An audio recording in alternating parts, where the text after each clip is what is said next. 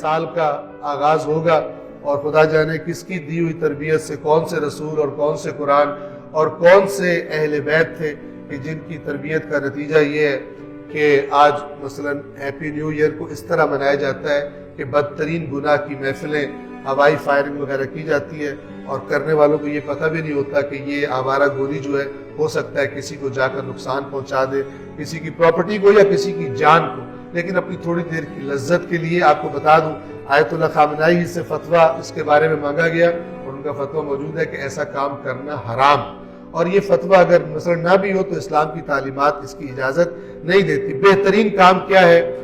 سال کا پہلا دن مثلا آنے لگا ہے تو آپ کوشش کریں کہ سال کے آخری لمحات میں اللہ کے فرشتے آپ کی جو آخری لمحات کی رپورٹ دیں اللہ کو جا کر، وہ رپورٹ ایسی ہو کہ اللہ تبارک و تعالی آپ سے راضی ہو، نہ کہ کسی گناہ کی محفل میں، کسی اللہ کی نافرمانی کی محفل میں بیٹھ کے آپ نیا سال اور آپ کے سال کی آغاز ہی کسی ایسی چیز سے ہو کہ جس کے اثرات آپ کے پورے سال پر بعد میں پڑ جائیں. تو میں یہیں پر اس کو تمام کرتا ہوں. خداوند عالم عمل کرنے کی ہم سب کو توفیق عطا فرمائے.